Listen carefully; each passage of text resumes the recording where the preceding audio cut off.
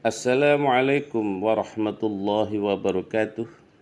Bismillahirrahmanirrahim. Alhamdulillahi rabbil alamin.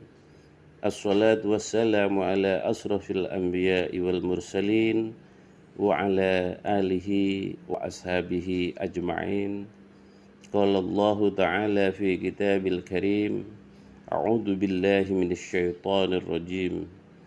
Ma khalaqas samawati wal arda wa ma bainahuma la'ibin, amma ba'du. Saudaraku sebangsa dan setanah air,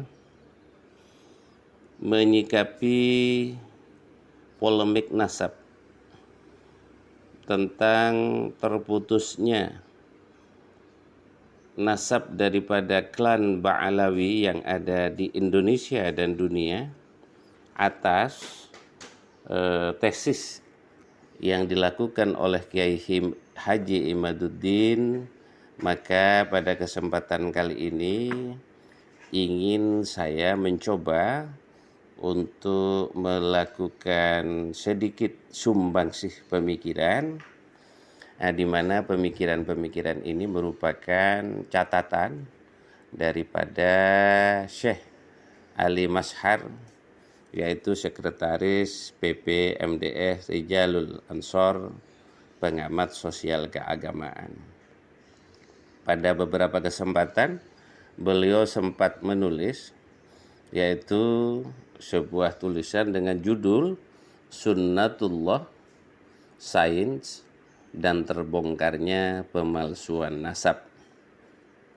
Para habaib, Bismillahirrahmanirrahim. Beliau mengawali tulisannya dengan sebuah kalimat bahwa manusia itu tidak menciptakan hukum fisika. Manusia tidak menciptakan aksioma matematika. Manusia tidak menciptakan susunan kimia partikel-partikel benda. Manusia juga tidak menciptakan skala dan nada-nada. Tetapi Allah lah yang menciptakan itu semua, sementara manusia hanya menemukan, lalu menandai, melakukan kodifikasi, memberikan nama, dan sekaligus menemukan manfaat dan dapat memanfaatkannya untuk kepentingan manusia. Newton tidak menciptakan gravitasi, tetapi Tuhanlah yang membuatnya.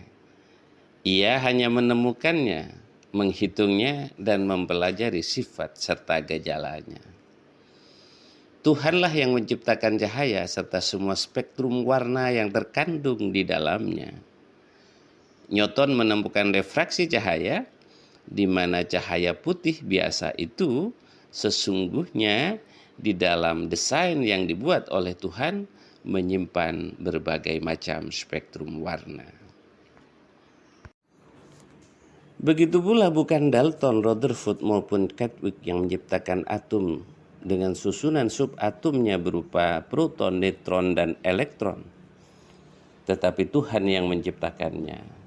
Para ilmuwan itu hanya menemukan dan menandainya serta mempelajari sifat-sifatnya. Tuhan yang mentakdirkan dan menciptakan logam mulia emas dengan jumlah proton 79, elektron 79, dan neutron 118. Manusia menemukannya lalu melakukan kodifikasi dengan simbol AU, aurum dalam urutan atom ke-79. Tuhan juga yang menakdirkan bahwa logam ini, emas ini sebagai konduktor terbaik saat ini. Kalau ada orang melebur kuningan dan logam-logam lain serta mencampurkan zat kimia tertentu dan menghasilkan bongkahan yang warna dan penampakannya mirip dengan emas, dia tetap bukan emas, karena benda fabrikasi tersebut tidak memiliki ciri-ciri emas seperti massa atom 196966569, titik lebur tertentu yaitu 1064,2 derajat Celcius, dengan titik-titik tertentu juga 2856 derajat Celcius, dan tentunya jumlah proton, elektron, dan neutron yang sudah tertentu, yaitu 79, 79, dan 118. Karakteristik dan sifat-sifat benda alam semesta itu diciptakan dengan sengaja oleh Tuhan, dengan hikmah dan manfaatnya masing-masing tentu saja. Dan ini disebut sebagai sunnatullah. Golden ratio atau PHI yang memperindah segala sesuatu, mulai dari desain benda fisik sampai dengan harmoni musik, itu juga bukan ciptaan manusia. Tuhan yang menciptakannya. Manusia hanya menemukannya, menandainya, dan menamakannya. Bagi para penggemar musik dan nada, kita mengenal Beethoven, Mozart, maupun Paul Gilbert. Mereka tidak menciptakan nada. Ketika Anda memetik senar gitar sambil melakukan mute dengan jari Anda pada fret ke-12, maka akan tercipta suara harmonik alami atau natural harmonik. Itu juga bukan ciptaan manusia. Tuhan yang menakdirkan demikian. Manusia hanya menemukannya. Itu semua adalah bagian dari sunnatullah, atau yang sering disebut dengan hukum Allah. Tuhan yang menciptakan, manusia hanya digiring oleh Tuhan untuk menemukan. Penemu atau inventor bisa siapa saja.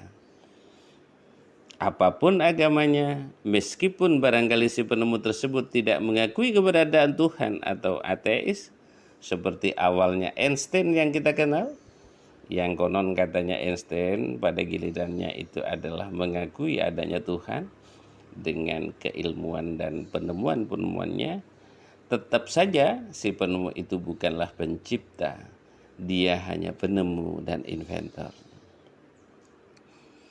Agama samawi terutama Islam tidak menentang sains. Islam hanya memberikan rambu-rambu etika misalnya, melarang orang menggunakan kepintaran di bidang DNA dan ilmu genetika untuk menciptakan manusia tiruan tanpa melalui proses pembuahan generatif. Walaupun karena di berbagai tempat uji coba seperti ini dilakukan tanpa penuh dengan mempertimbangkan etika. Oleh sebab itu, maka agama Islam tetap menghormati sains, tetapi ada rambu-rambu dan kaidah-kaidah yang harus diikuti dan dipatuhi. Kan gak lucu punya teman sekolah ternyata dia dari hasil perbanyakan vegetatif, bukan generatif. Emangnya grafting batang anggur atau pohon durian. Adapun mengenai objektivitas dan validitas sains, Islam tidak menentang ataupun menafikannya.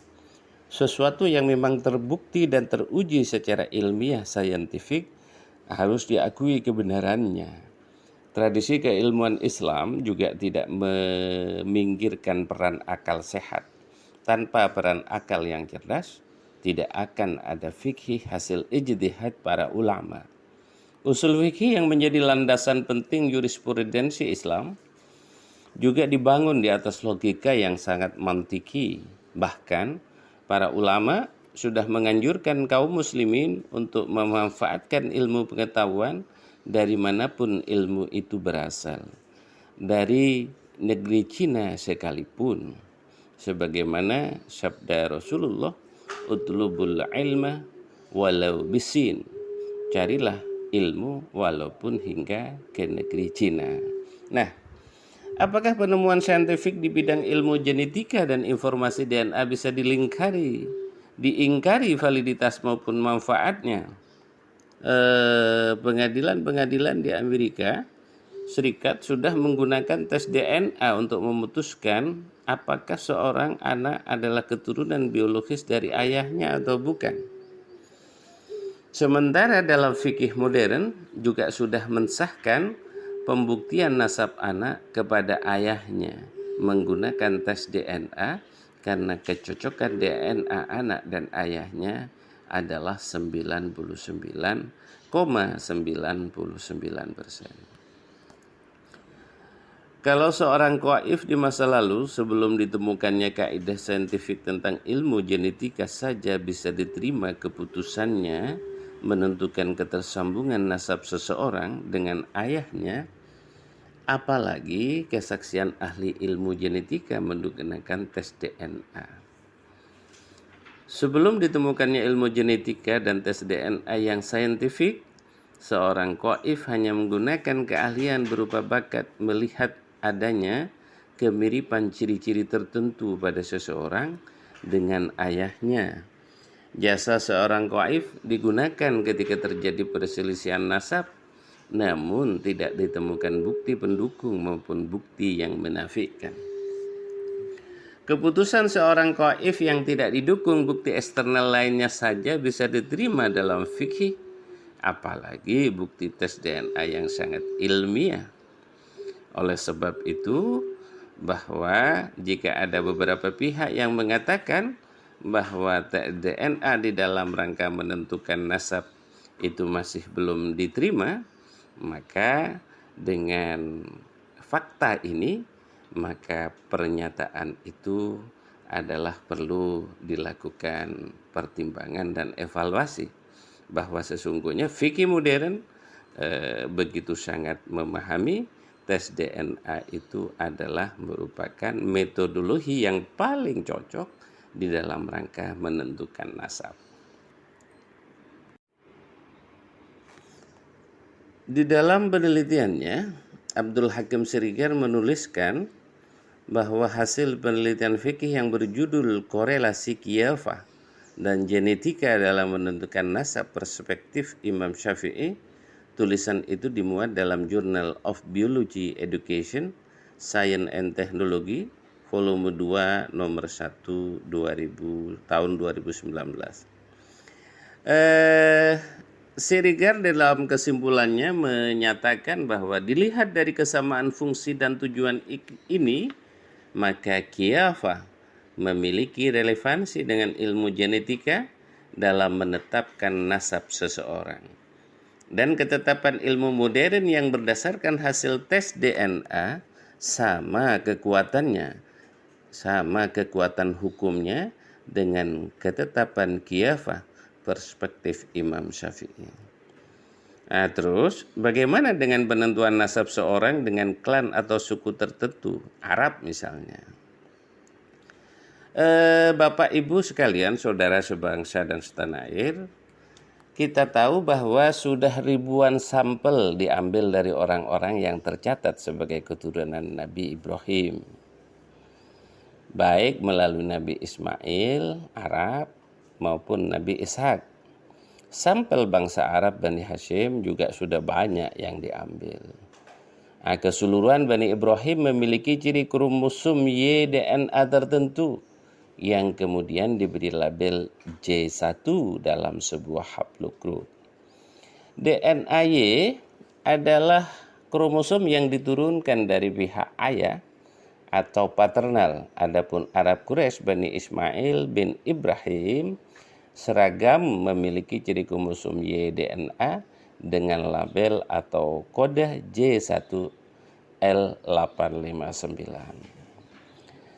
Ciri-ciri yang terdapat dalam kromosom Y DNA keturunan Ismail bin Ibrahim, Nabi Ismail dan Nabi Ibrahim, maupun suku Quraisy yang merupakan suku daripada baginda Rasulullah itu juga bukan buatan manusia.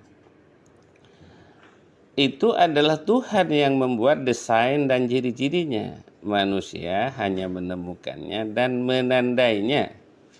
Lalu kalau ada sekelompok orang tertentu mengaku sebagai keturunan Nabi Muhammad sallallahu alaihi wasallam melalui jalur Sayyidina Ali plus Sayyidah Fatimah, tetapi YDNA dalam tubuh mereka itu bukan grup J1, apakah klaim dan pengakuan mereka bisa dibenarkan? Tentu menurut akal sehat dan akal waras, tentu saja tidak. Kanjeng Nabi Muhammad SAW itu dari suku Quraisy, keturunan dari Bani Ismail bin Ibrahim yang semua sampel Y-DNA kromosomnya berada dalam haplogrup J1. Kalau ada orang punya Y-DNA selain J1 haplogrupnya, ya berarti bukan Arab, bukan Bani Ismail, dan juga bukan keturunan Ibrahim, Nabi Ibrahim, bukan dari bangsa Quraisy. Kalau bukan Arab dan bukan Quraisy, bagaimana mungkin keturunan Nabi Muhammad Shallallahu Alaihi Wasallam? Itulah kenyataan bahwa bukan hanya tertolak jika memiliki haplogrup bukan J1, bukan hanya tertolak sebagai keturunan Nabi, tetapi bahkan tertolak sebagai keturunan Nabi Ismail dan Nabi Ibrahim. Saudaraku sebangsa dan setanah air, saat ini sekelompok orang yang mengaku keturunan Nabi Muhammad SAW dari klan Ba'alawi Yaman, baik yang berdomisili Indonesia maupun di Yaman, tidak terbukti memiliki Y-DNA dengan haplogrup J1. Beberapa sampel dari klan Ba'alawi ini bahkan menunjukkan bahwa mereka membawa kromosom Y-DNA haplogrup G. Haplogrup G adalah keturunan laki-laki dari Kaukasus. Artinya sama sekali bukan Arab, bukan Quraisy, bahkan bukan Bani Ismail dan Bani Ibrahim. Haplotip klan Ba'alawi yang memiliki kode PF296 ini adalah dengan presisi yang 99,9%, sangat tinggi, justru menunjukkan mereka berasal dari keluarga Yahudi Akenasi, Yahudi Eropa yang bukan keturunan Nabi Ibrahim alaihissalam. Orang yang tidak memiliki kromosom Y-DNA haplogrup J1 tentu tidak memiliki Y-DNA halotip Sayyidina Husain J1 FGCT 30416 bin Ali radhiyallahu an J1 FGC 10500 sebagai orang yang menurunkan zuriyah Rasulullah sallallahu alaihi wasallam. Saudaraku sebangsa dan setanah air yang dirahmati oleh Allah, kita ketahui bersama bahwa ilmu genetika dan pemahaman mengenai DNA selain bermanfaat untuk melacak nasab, juga sangat bermanfaat dalam berbagai macam bidang seperti pertanian, peternakan, industri, farmasi, dan kedokteran. Melalui rekayasa genetika, kita akan mendapat bibit unggul di bidang pertanian, bibit unggul di bidang ternak, merupakan produk-produk baru di bidang farmasi, dan pengobatan di bidang kedokteran. Itu adalah merupakan manfaat sebesar-besarnya yang diperoleh dari pemanfaatan dan rekayasa genetika hingga sampai kepada komponen-komponen yang namanya deoksinukleotida asid, asam deoksinukleat, yang disebut kita kenal DNA. Orang yang tidak mengakui manfaat dan kebenaran ilmu genetika yang sudah teruji secara ilmiah itu seperti orang yang ngengkel, tidak mau mengakui penjelasan ilmuwan di bidang kelistrikan. Ya sederhananya dia tidak percaya pada penjelasan para ilmuwan mengenai materi, molekul, atom, nukleus, proton, neutron, dan elektron dalam teori dasar listrik. Padahal setiap hari mereka menekan saklar untuk menyalakan lampu listrik. Dia tidak kepingin masuk. Kok tiba-tiba listrik nyala, itu ada apa? Mereka tidak mengerti bahwa di dalamnya ada materi, ada molekul, ada atom, nukleus, proton, neutron, dan elektron yang semuanya bekerja untuk menghantarkan listrik sehingga dari saklar muncul nyala pada saat kelak dihidupkan. Mereka menikmati itu setiap hari, tetapi mereka tidak perlu bertanya tentang hal-hal yang terkait dengan materi-materi itu. Ada apa dengan akal orang-orang seperti ini? Ya wallahu a'lam bishawab. Tetapi kita, para pemirsa yang kebetulan mendengarkan penjelasan kita pada kesempatan ini, adalah merupakan orang-orang yang ditakdir oleh Allah memiliki akal sehat, memiliki akal waras, sehingga bahwa keputusan mengenai perbedaan antara haplug grup dzurriyyah Rasulullah dengan haplug grup daripada kaum Ba'lawi, maka dapat dipastikan bahwa klaim klan Ba'lawi sebagai dzurriyyah Rasulullah itu merupakan munqati'un, terputus, wa maudhu'un, palsu, dan sekaligus batil, adalah merupakan kebatilan yang perlu kita hindari. Yuk kita bersama-sama menjadi bagian daripada gerakan nasional tinggalkan Ba'lawi, dan sekaligus menjadi gerakan nasional tolak Ba'lawisasi Nusantara. Demikian sedikit yang bisa kami jelaskan, dan mudah-mudahan bisa menjadi sumbangsih pencerah bagi kita semua, sehingga kita semakin yakin bahwa setiap ilmu yang dilakukan, yang kita pelajari, yang kita kaji, itu sesungguhnya adalah merupakan temuan-temuan yang digiring oleh Allah untuk segera ditemukan menjadi kebenaran, sementara sesungguhnya penciptanya adalah Allah Subhanahu wa ta'ala. Begitulah bahwa Allah lah yang menciptakan, dan manusia menemukan dan melakukan kodifikasi, menamakan dan serta mencari dan menemukan manfaatnya untuk kemaslahatan umat manusia. Sebagaimana di awal tadi saya menyebutkan ayat-ayat suci Al-Quran, A'udzu billahi minasyaitonir rajim, wa ma khalaqas samawati wal arda wa ma bainahuma la'ibin. Sungguh tidaklah Allah menciptakan langit dan bumi dan apa yang ada di antaranya dengan sia-sia belaka.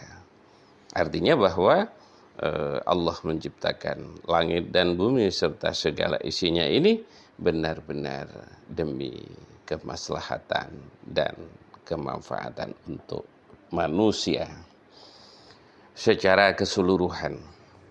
Demikian, wallahul muwaffiq ila aqwamit thoriq. Wassalamualaikum warahmatullahi wabarakatuh.